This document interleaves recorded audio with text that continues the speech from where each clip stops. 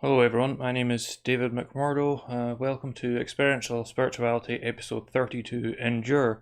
As ever, you can find my Twitter account through a link in the description box below. You can find my book through a link in the description box below. And you can ask me anything through Curious Cat through a link in the description box below. So, first thing I need to address is my current health status. You may have noticed that this live stream has gone from a weekly thing into a fortnightly thing of late. And that's because remember at the beginning of 2020 how I had that serious issue where the whole left side of my head was going completely numb and I was off balance and all over the place. Well, that has returned with a vengeance. I'm just nauseous all the time. I'm tired all the time. Last night I went to sleep at about midnight and I woke up at 11 o'clock. So that's 11 hours, except over here the clocks went back last night, so it was actually 12 hours. And when I woke up, I'm still sick, I'm still tired, I could sleep right now. So that's why things have slightly slowed down here, because I just can't focus on anything at all. And that's why this might be a very short live stream, because I just haven't been able to focus on doing anything just about. I went for a walk the other night, just a walk down by the beach in the darkness. Just because I felt I needed to get out. And honestly, this is going to sound strange, but I didn't know whether I was awake or asleep. I don't know how else to put it. I just did not know whether I was awake or asleep, whether I was in a dream or not. I was awake, but I couldn't tell whether I was awake or not. So yeah, I'm basically just in another dimension just now. So that has to be that's my explanation for what might be a very odd live stream, and a live stream that doesn't have a lot of the usual kind of content in it. I guess the first thing I should address, and hello to Bugsy and Eurocraft in the chat. Bugsy says, been looking forward to this. He's in Spain, waiting to fly home. So I guess you're sitting in an airport. Eurocraft says, next week to mark reaching its 33rd episode, the show sees its resident globetrotter travel to Antarctica to correspond remote from the McMurdo station. Yes, there's a McMurdo station in Antarctica. I don't know what they do there. I think there's a McMurdo sound in Antarctica, but I don't know what a sound is exactly. But it's there. So Twitter has obviously put me on some kind of list this week, because I got after what 2.5 years, I think, of no incident whatsoever, I got locked out of my account twice in 2 days. So I think I've finally been put on some kind of weird list on Twitter, and it was for nothing as well. The first thing was that I posted an article about the coronavirus, and I literally just put a quote from the article. This was a mainstream news source, I think it was the Daily Mail or something, and I put a quote from the news article in my tweet, and I got locked out of my account for 12 hours just for that. And when that happened, I assumed it was just an automated thing. You know how on Twitter people, instead of saying the word vaccine, they will just say vax or something. I didn't do that, so I assumed it was just an automated system. But then the next day I got barred for something again for 12 hours. And that couldn't have been the automated system. So again, I just think I've finally made it to some kind of naughty list, and they're just going to use any excuse they can to lock me out of my account until they can justify banning me permanently. So I'll try and be careful from now on, but that's what happened this week. Still continuing my driving lessons. Yeah, it's going great. The last time we went out into the countryside, about an hour's drive. It was a lot of fun. And that's what I'm driving for. That's what I'm learning to drive for. So I can go out into the countryside, because up here in the Highlands, there's so many places that, you know, if you're in a car with someone else or you're on a train, you see them in the distance and you think, I'd love to go up there or go and see that. But you can't, because you're on some kind of transport where you're not in control. But a car enables me to go anywhere I want. So seeing many such places. When I was out in my last driving lesson, got into a bit of trouble though. The first bit of trouble I got into in a while, and it's that thing I've mentioned before, where if I'm just driving, then it's fine with no if I'm just driving with no added pressure, then it's fine. But we came up to an unexpected roadworks, and these workmen had laid out these cones all over the place, and you had to drive through them rather awkwardly, and they were hurrying people along, and trying to concentrate on that and how to drive. Yeah, it put me off, and I stalled twice. Got through it in the end, but I still stalled twice trying to get through. But that's only my 5th driving lesson, so yeah, it's going extremely well. Got myself a car, this car, not this exact car in the picture, because I wouldn't be showing the license plate, but this exact same model and colour. It's a Ford Fiesta, and as I said before, the most important thing for me as far as cars go, I don't know anything about cars, but an important thing for me is fuel efficiency, being able to travel as far as possible on as little fuel as possible. Now, when I speak about cars, again, I'm speaking as someone who doesn't know anything about cars, so anyone, please feel free to correct me if I'm wrong, but I think that to fill the tank of a car like that, it will cost me about £40. Now, I have nothing to compare that to as someone who doesn't know about cars and who is only just starting to drive. I have nothing to compare that to. I don't know whether that's expensive or whether it isn't, but it seems okay to me. I don't know, maybe it was really cheap back in the day, but yeah, it seems okay to me. And that will get me like several hundred miles, which is great. So yeah, hello Greta and hello Tate. So yeah, there's that. Another thing that I've done this week is that I've well, I'm a big fan of Robert E. Howard, the Pulp Fiction writer from the 1930s. And he's best known for his Conan the Barbarian creation, and I know his original Conan stories inside out. And there has yet to be an adaptation that is faithful to his original Conan stories, by the way. But he made lots of other characters as well, one of which was Solomon Kane. Solomon Kane is like a Puritan Avenger, and this week I did something that I've been meaning to do for a long time, because while I know the Conan stories inside out, I'd never really read the Solomon Kane stories all that much. I'd read a few of them, and I liked what I'd read. But this week I ordered this definitive collection of Robert E. Howard's original Solomon Kane stories, and I'm looking forward to that arriving. But I ordered it last Monday, and it's being delivered from Florida, so yeah, it could take a few weeks to arrive, but I'm really, really looking forward to that. Since I haven't been able to do much else this week for reasons I explained at the beginning, I decided with the new Dune film out, I decided to go and watch both the new Dune film, but first I watched David Lynch's 1984 Dune film. Now, I don't know anything about the Dune universe except for the video games. I've never read Frank Herbert's original book. I was introduced to the Dune universe with Dune 2: The Battle for Arrakis, which was a real-time strategy game back in 1992, and I've played every one of the Dune strategy games since then. So that was my entire exposure to the Dune universe, and it's kind of strange going to look at the official things, because in the Dune strategy games there's 3 houses. You've got Atreides and Harkonnen, but you've also got Ordos. Now, I initially thought that they made Ordos up just for the video games, but I later found out that there was a book in 1984, something like the Dune Encyclopedia, that at the time was an official canon, that introduced a whole load of other houses, and one of them was Ordos. But I enjoyed those strategy games. But having not read the book, Frank Herbert's original book, I went and watched David Lynch's 1984 version, which was received very badly. But I didn't watch the theatrical cut. I watched a fan edit here on YouTube. This fan's 3rd edit of the film, and it was about 3.5 hours long. But I thought, if I'm going to watch it, I might as well watch as much as possible. And I didn't like it at all.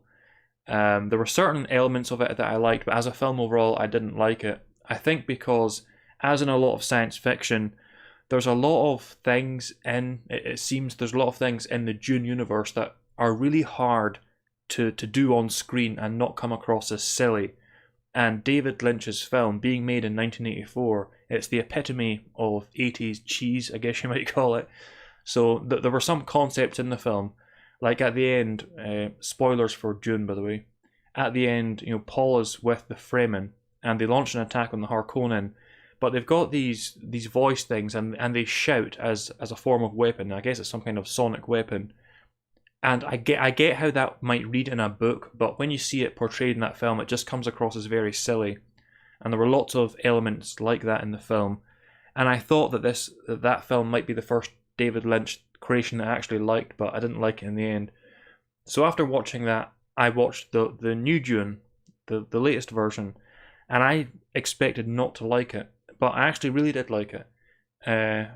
What really helped me enjoy this new Dune film was the fact that, unlike in David Lynch's Dune, the characters in this new one, they actually had some humanity. You know, you cared about them. For me, David Lynch's Dune had a problem that I always had with Star Trek as a kid, especially the Next Generation, less so in the original series. But like in the Next Generation, I get it, because it's part of Gene Roddenberry's vision, and these guys are ultimately like a military outfit, but it's this issue that there's not a lot of humanity to the characters, one because of Gene Roddenberry's vision, and two because they're, again, essentially a military outfit, so they behave in these really robotic ways. You know, there's not much interpersonal conflict between them, and as a kid, that just made me feel that the whole experience was a bit clinical and a bit dry, and that's why I never liked Star Trek as a kid. As I got older, I began to appreciate that more, but still, in this new Dune, it was nice to see some humanity in the characters. Like, I actually believed that Paul Atreides cared about his father and the fate of his father, because he was emoting somewhat. So yeah, I really enjoyed that film. I actually do think, again, bearing in mind I haven't read the books, I think I prefer the way that the Baron Harkonnen was portrayed in David Lynch's version. Because in David Lynch's version, he's this really overweight, grotesque guy with these boils in his face, I guess. Whereas in this new version, he's not all that grotesque. You know, a lot of reviews have been saying how grotesque the Baron Harkonnen is. I don't think he was that grotesque. As far as I can tell, the only issue with him is that he's overweight and evil, but he was nowhere near as repulsive as he was in the David Lynch version, like in terms of physicality. So, but I enjoyed the film. It's not the kind of film I would watch twice, but I'll definitely watch the next one when it comes out. So it's time to go on to the next David Bowie album. I'm going through all the David Bowie albums. This one's Aladdin Scene. Aladdin Scene. Little pun there. So this is 1972. And of all the albums I've mentioned thus far, I've gone through thus far, even though they include the likes of Hunky Dory and Ziggy Stardust, this is my favourite of his albums that I've talked about thus far. And it's for that reason I'm going to have to cheat on this one, because usually I just pick 2 songs from the album. What I've done in this case is I've chosen 2.5. So the first song is Drive-In Saturday, which I really like because it's a really soulful song. This is, I think, the first glimpse of David Bowie getting into his so-called plastic soul era. It's a really great song to listen to, a really impassioned song. The next song I'm going to recommend is Time, but I'm not recommending the album version. I'm recommending a live version that he did in the 80s, actually, on his Glass Spider tour. Now, David Bowie was an excellent live performer, but for the most part, when he was doing a song live, he tried to do a different take on it so that people who went to his concerts weren't just getting the same thing they could sit at home and listen to. And while I appreciate that line of thought, I'm the kind of person who would like to hear someone sing live a song just as it was on the album. And that's what he does in this particular rendition of Time in this 80s live performance. And so the final song I'm going to recommend from the album is Lady Grinning Soul. It's a very sensual song. And yeah, it's a standout not only on the Aladdin Scene album, but as far as David Bowie's entire catalogue is concerned. It's a really great song. So yeah, those 3 are linked to down below. So the title of this stream is Endure, and what I'm referring to is enduring the madness all around us at the current time, essentially. I think the narrative is beginning to crumble somewhat, just because more and more data is coming out, and again, this is YouTube, so I can't say too much, but there's more and more data coming out, and there's more and more incidents being recorded related to the vaxes, And so I think the narrative is slowly crumbling, and that they can't sustain the idea, because it's becoming obvious now that with this Vax, it's more or less a subscription service, and that once you've started on that hamster wheel, you're never going to get off the hamster wheel, especially when it comes to the vaccine passports. Yesterday I was seeing a report that someone from the CDC said that the definition of who is vaccinated is going to change, and it really has to for their plan to be fulfilled, because if they just stop now and say, okay, if you've had, say, 2 jabs, then you're fully vaccinated, then they can't really continue on with this passport issue, this passport idea, which will inevitably transform into the social credit system. So they have to shift the goalposts and change the definition of who's vaccinated, so that they can keep restricting people and keep them on that hamster wheel of being vaccinated. And I think that just more and more people are beginning to see the obvious at last, and they're getting off the hamster wheel if they got on it in the first place. So hopefully, I mean, we can't say what's going to happen for sure, but hopefully what we're witnessing around us just now is the beginning of the end for this narrative. And especially with the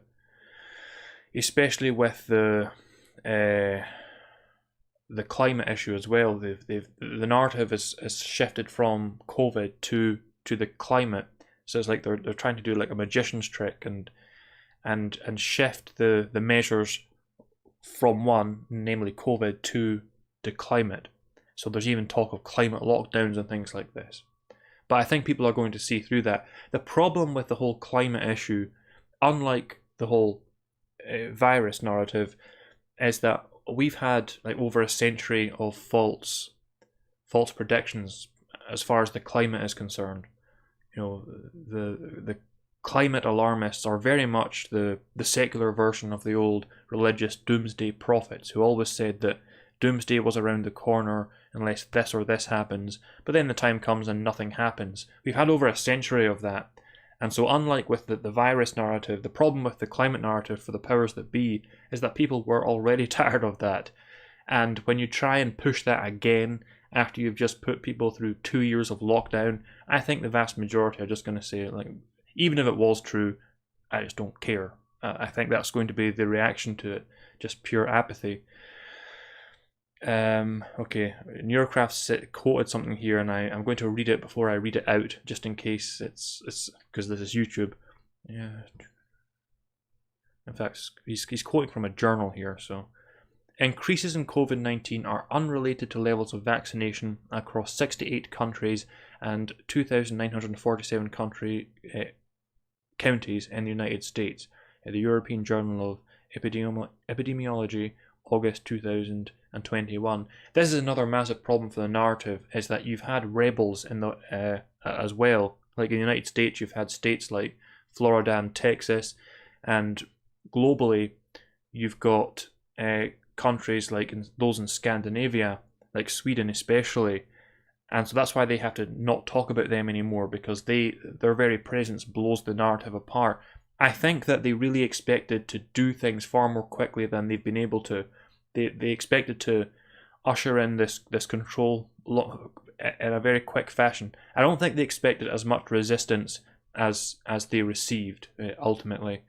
And Eurocraft continues that quote from the journal and says, in fact, the trend line suggests a marginally positive association such that countries with higher percentage of population fully vaccinated have higher COVID-19 cases per 1 million people. And I have something to say about that. It's just something that I can't say here on YouTube, but the implications of that, I think, are very, very obvious. But I think on the positive side, on the optimistic side, in worldly terms, I think that if individuals just endure, I think we'll see the collapse of this whole thing, because for the powers that be, there's just too many moving pieces.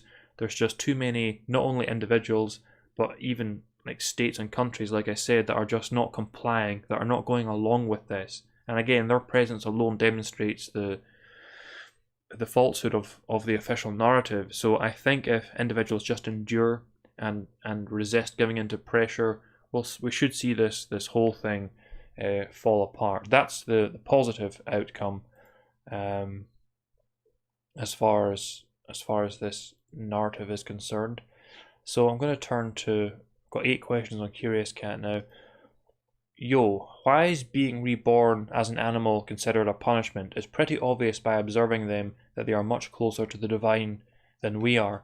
Well, that's a belief held in certain traditions and certain religious groups, but it's not one that I share. And because as I explain in the book, I had to say it. The thing is that animals aren't subject to reincarnation because they don't have the cognitive capacity to acquire the conditioning that would lock them in that cycle of reincarnation.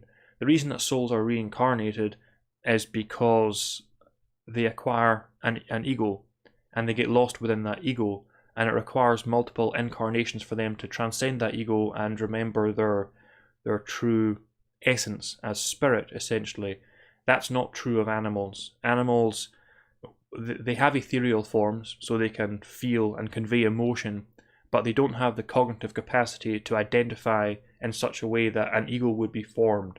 So a dog or a cat, for example, oh yeah, that reminds me, a dog or a cat, it doesn't have the cognitive capacity to develop the kind of complex ego that traps us in physical incarnation. So that's my perfectly solid reasoning as to why animals, despite what some traditions say, animals are not subject to reincarnation.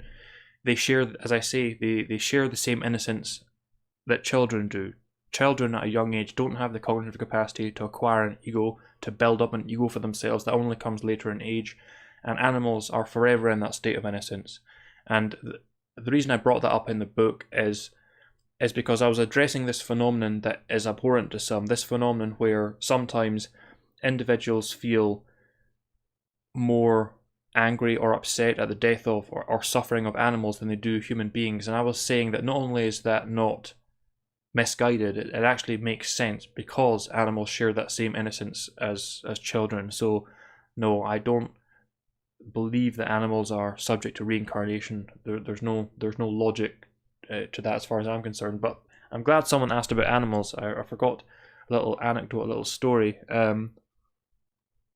So when I came back off my driving lesson the other day, I got out of the car and, oh yeah, no, in fact I won't say that, but I got out of my car and there was this cat, this black and white cat that was sitting on the pavement outside of my house.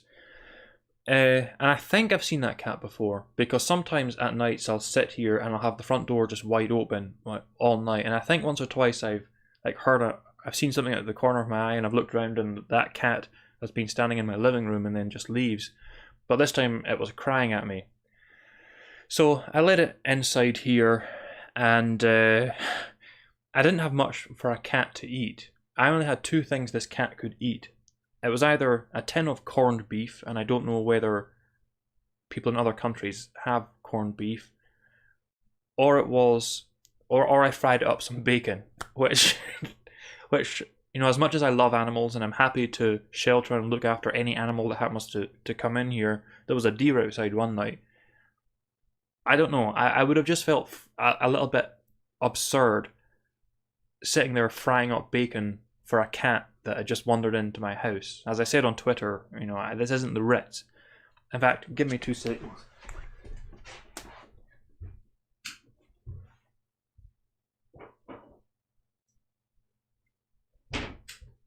So I just decided to give it some corned beef, because corned beef is one of those things I tend to have in my cupboards. Example here. Now, I don't know how it works in other countries or other brands, but this corned beef, you know, to open it, you have this little metal key, and what you do is you turn this key and you pull the tin around until it's open. It's not easy to do, it's very awkward. Now, I've mentioned before, one thing with me is that I have a very high pain threshold, and I've mentioned before how it's actually as much of a curse as it is a blessing, and this is a perfect example of how. So I thought, okay, well, I'm not about to fry up some bacon, some of my precious bacon, just for this cat, but I will feed it some corned beef. So I started unwinding this key thing, and it was really, really tough, really, really awkward. And what I don't know, because of my high pain threshold, is that I'm pulling this in such a way that it's splitting my hand wide open. And I don't know, because of that pain thing, 'cause I'm not feeling it. So I'm just because the cat is going mental, just crying at me for food. So I'm kind of speaking to it as I'm absent-mindedly opening this and ripping my hand apart at the same time without knowing. And so I turn around and there's blood all over the place because my hand is split open. And so there's blood all over that particular corned beef. So like, well, I can't feed I can't feed the cat corned beef, mixed in with my blood. That's just not going to happen. So I had to stand there waiting for the bleeding to stop, wrap this thing around, and I had to get another one of these tins and open it. This time paying attention so that I'm not splitting my hand open. And then the cat got its corned beef. I also put down a saucer of milk for the cat. Now, I've heard in recent times that milk isn't good for cats. But it's one of those things that I don't know how true that is. Because, it's one of those things where, is salt good for you? Is salt bad for you? It depends which study you read. Month after month there's a new study that says a different thing than the last thing. But it just makes sense to me to give cats milk. So, since I gave him so much corned beef, I thought, well, it's going to need something to drink with that. So I gave him some milk. It wouldn't drink the milk. So I poured that out, gave it some water. Wouldn't take the water either. All it was interested in was the corned beef. So I guess thirst wasn't an issue.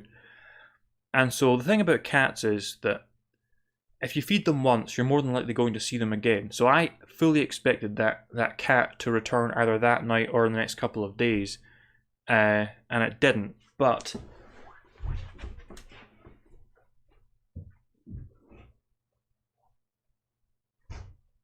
just in case it did, because I'm not made of corned beef, I kept the very thing I opened in the fridge. This is it, but this stuff doesn't keep very well in the fridge, so it's hardening up now. So if the cat does come back at this point, the cat came here on Wednesday. If it comes back at this point, I guess I'm going to have to open this one because it's more fresh than this one. But ultimately, I'm going to have to buy something because I was caught completely unprepared. It just never occurred to me. Like, what if a cat comes in here? Would I have anything to feed it? It turns out the answer is no. So I'll have to get something just in case that happens again. Have you heard about the guy trying to build an underwater city for hamsters? Hampshire, I believe it's called. I hadn't heard of that before, and I wasn't sure if that question on Curious Cat was just a joke, but I looked it up, and it looks very impressive. I'm not sure why anyone would do that, but it is impressive. Okay, here's obviously an unserious question, but I'll respond to it anyway. There is a dire question that needs to be answered. Is it gay to like flat-chested tomboys? This one question has plagued the internet for centuries, and only your great wisdom can resolve it. Some say that liking a flat-chested tomboy is not gay because it's still a woman, while others say it is gay because it shows that the desirer seeks one who looks and acts like a boy, proving that they are attracted to the masculine. Or is this all just nonsense made up by guys who need to actually talk to women? Tell us the answer to this riddle so that peace may once again be established upon these cyber realms. Actually, it probably could, I would think. Sometimes if someone is attracted in that direction, perhaps they're not ready to be honest with themselves, or they're not ready to be honest about other individuals. So I could see someone in that situation going for a member of the opposite sex that physically more resembled someone of the same sex. I could see that happening. But then again, of course, there are men who like all kinds of different forms of women, so it's not something I think you can draw a definitive conclusion on, because it would really depend on the individual themselves, I'm afraid. So I think the reason there's never been an answer to this great riddle is because there can be no definitive answer. It just depends on the guy themselves. Is AI demonic?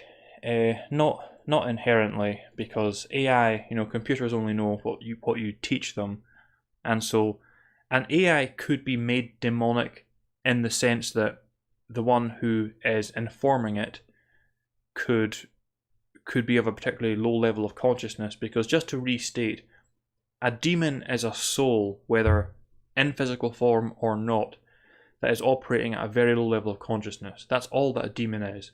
At the same time, an angel is a soul operating at a very high level of consciousness, whether in human form or not. I mean, obviously, everyone knows that the term angel in the Hebrew, it just refers to messenger. But this is why in the Bible you have instances where angels are sometimes disembodied beings of great power, but then at other times they're referred to as being in human form. Like the one that always sticks out is when the author of Hebrews says that many individuals have entertained angels unaware in their homes, implying that angels are walking around just looking like anyone else. But it's just because an angel is any soul of a very high level of consciousness. So, to return to the question, is the AI demonic? If there was a soul of a very low level of consciousness and they programmed an AI in a certain way, I guess you could consider that AI demonic, but the AI would still be an AI. You know, computers are dumb and they only know what you teach them ultimately. So I don't think an AI could ever have the sentience required to be described as demonic, because demonic carries with it kind of moral connotations.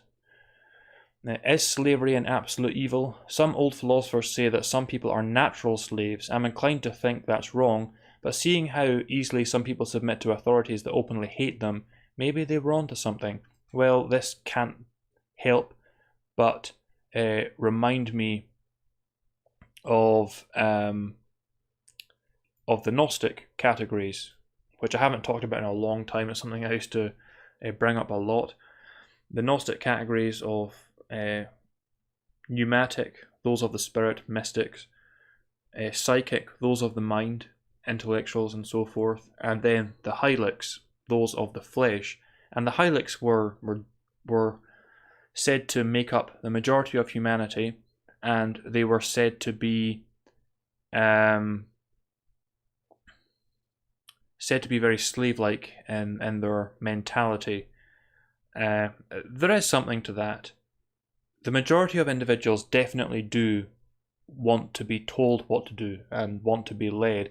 You know, it's strange. This week I was, something I never normally think about, but for some reason I was thinking about great forms of government. What would the best form of government be? And it's not something I've put a lot of thought into, so this is not something that I have a really strong, definite opinion on, but it seems to me that the monarchy is a particularly good form of government. Maybe without it being hereditary. You know, if you had an election to elect a king, maybe not a democratic election, but some kind of election to elect a king, as opposed to the power being passed down from father to son. I don't know why I thought about that this week, but I think that human beings, being tribal, I think they admire a strong leader more than anything else. I think that explains things like the Trump phenomenon, for example. Because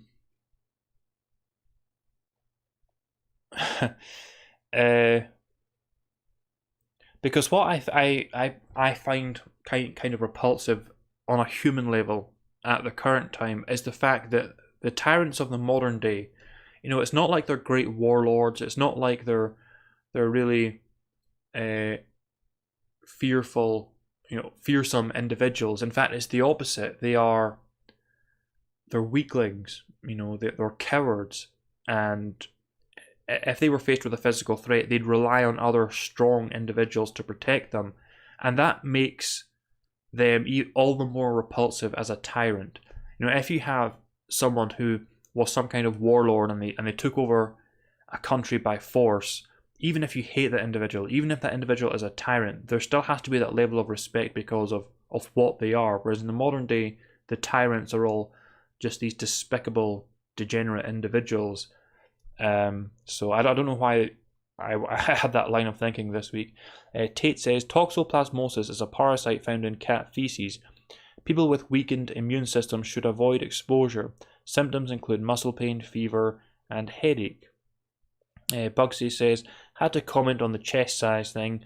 Total nonsense, happily dealt with, marvellously, melon-sized to perky football studs and everything in between. All hold their own unique appeal.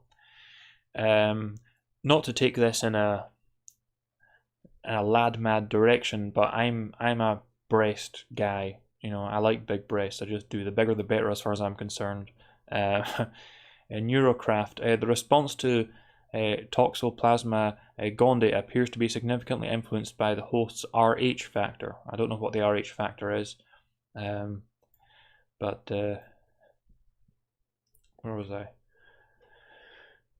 Is it enough to love the good? Must I learn to hate what is evil? It depends what is meant by hate. Hate may be in the hyperbolic Hebraic sense, like when Yeshua says that you must hate your parents.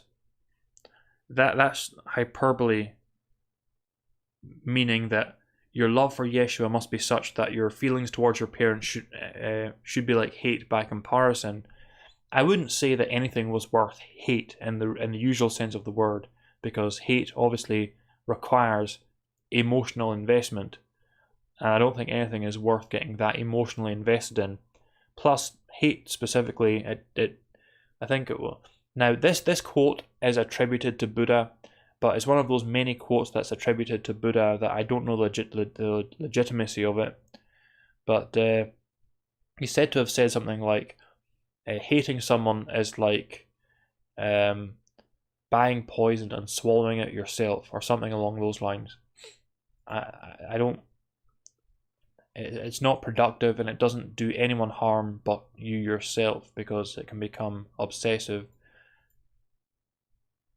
I think because of the way that the Christian tradition has typically been understood, there's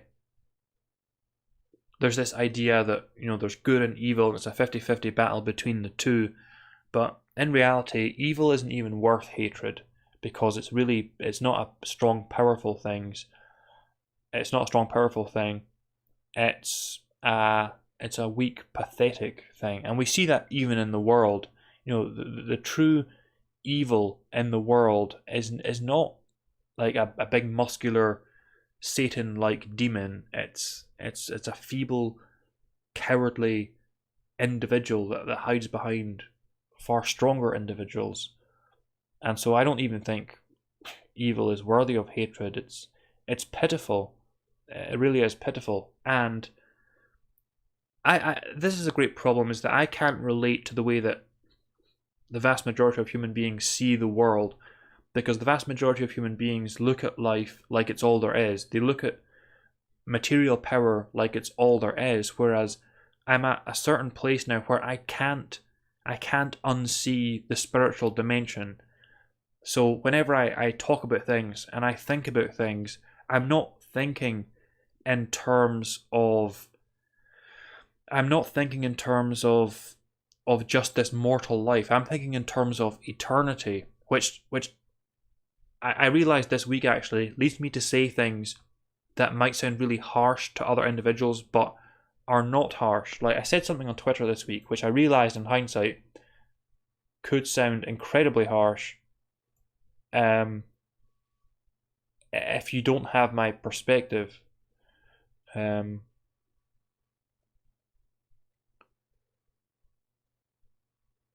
Oh yeah, so this girl from Glasgow said, I'm no longer in the business of warning dafties not to take the vax. I've been abused by the COVID cult, and even some of my own, for my direct approach. Listen, for 19 months I've tried to save your life.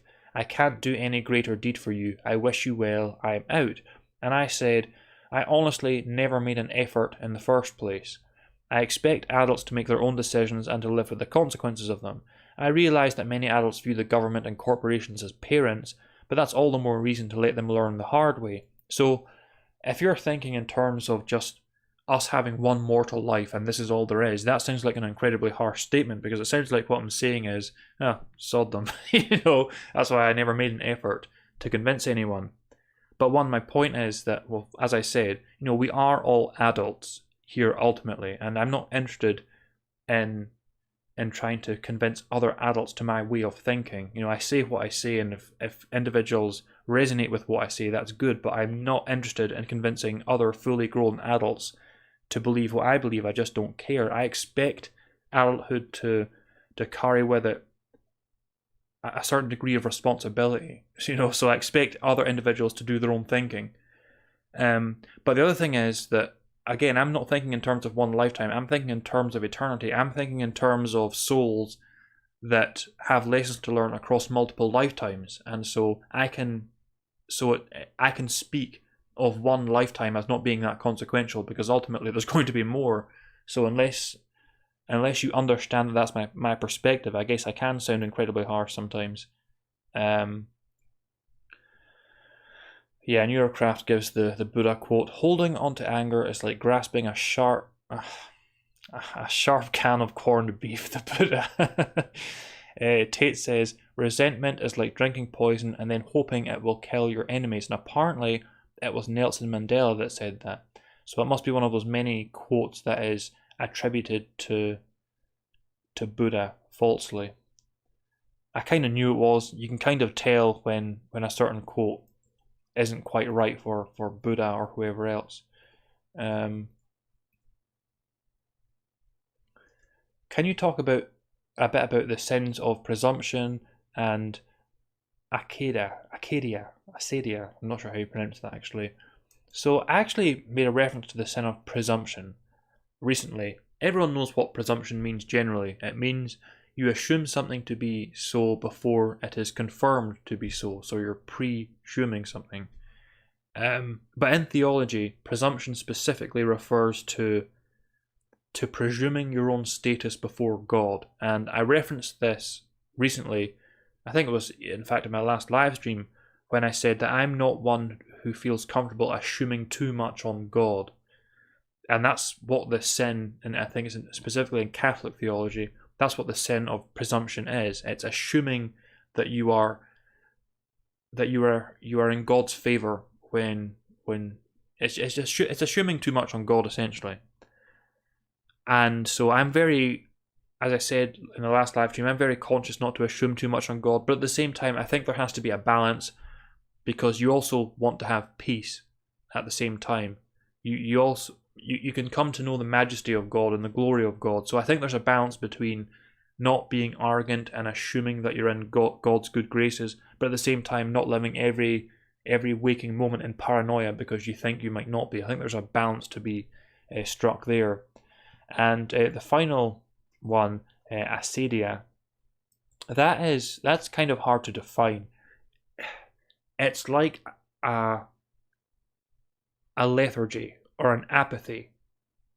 And because of that, a lot of modern people have interpreted it as depression, but I don't think that's quite right. It's basically where you're negligent regarding your circumstances in life. And that's what makes it tricky, because it has to be distinguished from mere unattachment or disentanglement. You know, we talk about not being attached, and that's a good thing, but not being attached doesn't imply inactivity. You know, I try not to be attached, but when I can be, I'm very, very active. Whereas in Acidia, if I'm pronouncing that right, you're not doing anything at all. You just don't care about anything, and that's why it's been linked to depression. I honestly I talked about how I was locked out of Twitter twice this week. If I shared my true feelings on certain issues, I would definitely be banned from Twitter, because the honest truth is there's so much that is called a mental illness or called this or that condition that I just don't believe in. I just don't believe in it. I think that individuals are not so much making excuses for themselves. I think it goes deeper than that. I think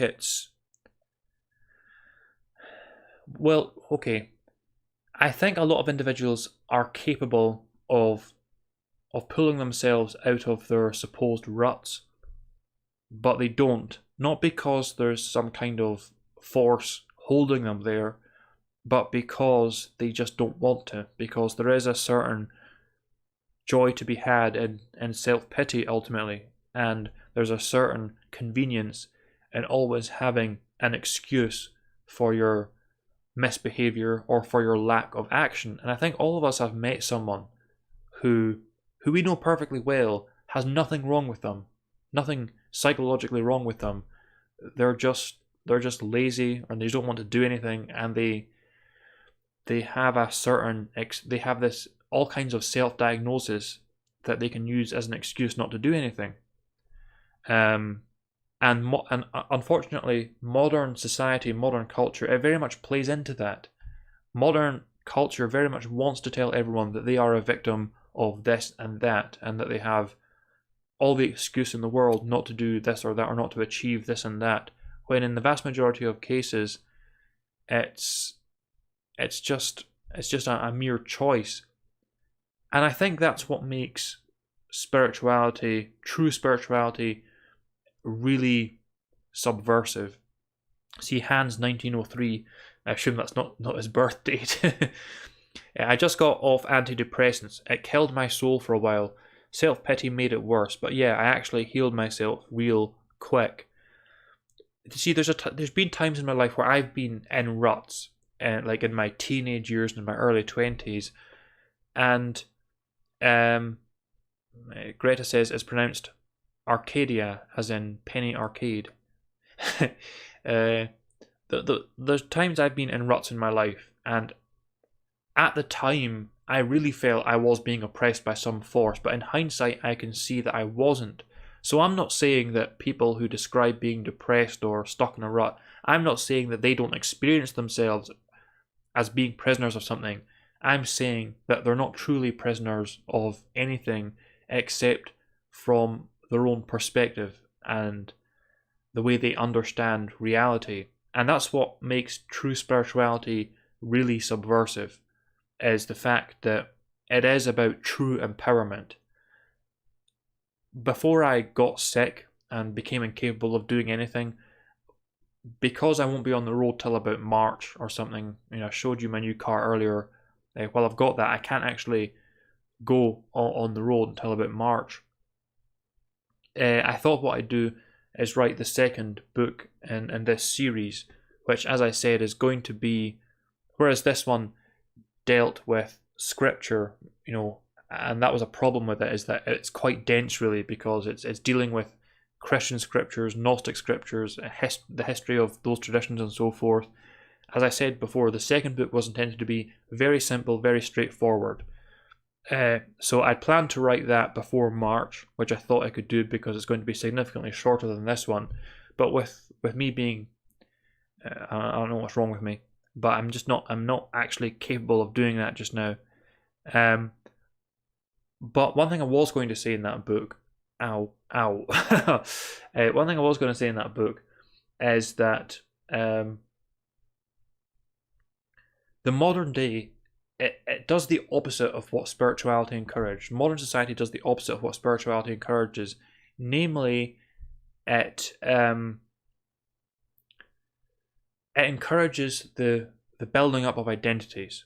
Now, I've talked before about the ego, and I've talked many times about the ego, how when a soul is born in human form, as that mortal form develops and as their intellect develops, they acquire more and more conditioning. So they identify as more and more things. I am male as opposed to female, I'm this age, I like this, I like that. So they acquire all of this conditioning that composes their egoic identity. Well, modern society, it fully encourages that to an extreme degree. Everyone is divided up into their sexuality, their race, whether they're male or female or something else entirely, all these different things, and it's just heaping conditioning upon conditioning. So if there's a reason to call modern society antichrist or evil, then it would be that it encourages the exact opposite of what it takes to liberate oneself, spiritually speaking, which is the transcending of the ego. Modern society encourages building up an ego, all these different identifiers that people's lives revolve around. It's the opposite of that. So that was going to be a focus of my next book. But this guy says, SSRI actually brought me into different stages of consciousness. I don't know what is SSRI. I'm not familiar with that acronym. It's probably something really common, but I'm just not in the right state of mind to remember right now. How does the subconscious mind fit into the worldview of consciousness being superior to the mind? And that's a great question, and I'm surprised no one asked me it before now, because I say in my book, and I've said many times before, we are spirit, then you have our ethereal form, then you have the mind, then you have the physical body. So it's an obvious question. What about the subconscious mind? That has been the focus of so many psychologists, for example. I, at one point, did address this in the book, but I thought it made it too complicated. It was complicated enough already, and I thought that talking about the subconscious mind would just make it way, way too complicated, so I cut it out. But at one point in the book, I do say that in different realms, there are some forms that are more subtle than other. And I use the example of the material realm, where you've got like rock and water. Now, rock and water are both material substances, but water is obviously far more subtle than rock. So, and the reason I said that in the book was because I was pointing out that silence is the most subtle form in every realm. But that's true when it comes to the subconscious mind as well. The mind as most experience it is a very crude form of mind, but you get more and more subtle forms of mind, and the subconscious mind is such a subtle form of mind that in some ways it could be regarded as a bridge between the conscious mind and aether, and perhaps even spirit. So yes, the subconscious mind is merely a more subtle form of mind. Hans says, Zoloft, it makes your soul numb, so you feel like a zombie. You cannot think, you just follow the rules. You cannot read social cues too. There's something that's prescribed in this country called citalopram, and apparently it has very much the same effect as that. Tate says the subconscious mind is attracted to the subtle form of large press. Okay, I think that's all I can manage for today. I don't know if there's going to be a live stream next week or not, because as I said, I'm basically in another dimension just now. I'm always tired, always nauseous, can't think. One thing I need to do for sure. And by the way, if I die, like if you read a news article that says like I died, it wasn't COVID. Don't let them say it was COVID.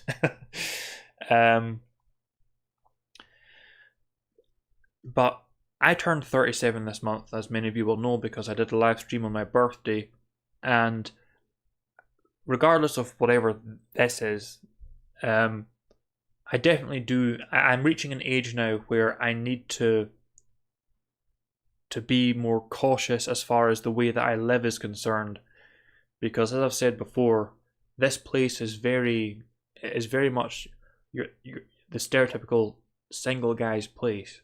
It's very much a bachelor pad, and my diet isn't great, so those things I've gotten away with neglecting thus far. But regardless of what this is, what's going on in my brain, I think, regardless of what's going on there, yeah, I need to make some changes to my environment. I need to get out more. I think I've just reached an age where I can't sit in front of a monitor. Like, because when I wrote this book across 3 years, every single day it was up at 4 o'clock in the morning, and writing until exhaustion. And it's possible that in doing that, I've just, I don't know, done myself some damage somehow. So Marcus says, get well soon. Turned 43 this month myself. We're Libros. Hans says, I think you need Celium or zinc. Celium is related to brain issues.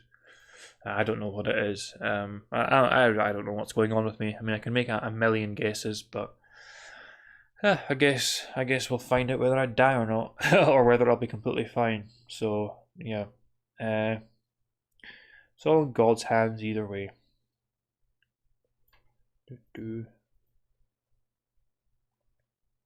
Alex says, corned beef and bacon, mate. That's all you need. Feed yourself and random cats. I'm 37. Get up. Everything aches and I make. Random old man grunts when standing up.